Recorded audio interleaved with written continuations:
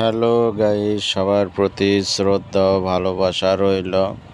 সবাই এই ভিডিওটাকে বেশি বেশি শেয়ার করবেন, কমেন্ট করবেন কে কোথা থেকে দেখছেন, আমি যেন আপনাদের শুভেচ্ছা জানাতে পারি।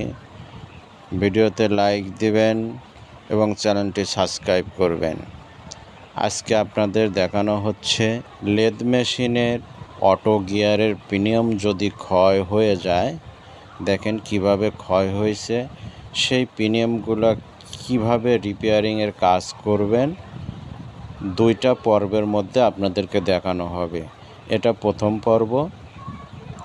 দেখেন কি পরিমাণ ক্ষয় হয়েছে। আমাদের এই অটোটা আর কাজ করেনি, অটো দিলে বেডটা আর আগায় না।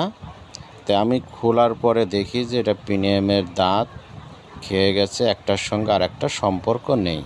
দেখেন কি পরিমাণ খাইছে, দেখলে বুঝতে পারবেন।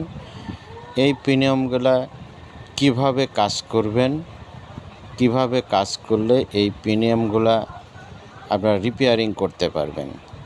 এখানে প্রথমত প্রত্যেকটি দাঁতের মাঝে আমি ছোট ছোট ড্রপ দিয়ে ওয়েল্ডিং করব। কি পরিমাণ ওয়েল্ডিং করব সেটা আপনাদের বলবো।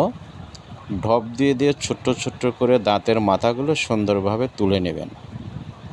তুলে নেওয়ার পর এখানে দেখেন এই যে ময়লাগুলা কিভাবে পরিষ্কার করা হচ্ছে। পরিষ্কার করার পর আবারও আপনারা এটাকে ড্রপ দিয়ে ওয়েল্ডিং করবেন। এভাবে ওয়েল্ডিং করতে থাকবেন। ওয়েল্ডিং করার পর আপনারা এটা তখন লেদ মেশিনে মেশিনিং করবেন। এই পর্বটা আপনাদের দ্বিতীয়বারে দেখানো হবে পরের ভিডিওতে। তো এখানে প্রত্যেকটি দাঁতগুলো যেমন অ্যাকুরেটভাবে উঠাবেন এবং যে সাইডের দাঁতগুলা খাইছে সেই সাইডগুলোতেই ছোট্ট ছোট্ট ড্রপ দিয়ে উঠাবেন।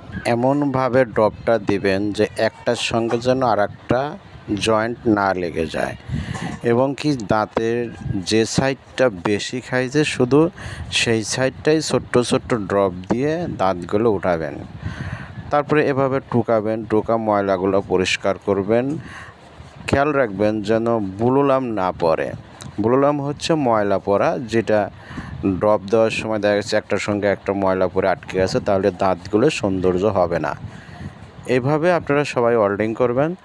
সবাইকে সুস্বাস্থ্য কামনা করে আমি বিদায় নিচ্ছি। আল্লাহ হাফেজ।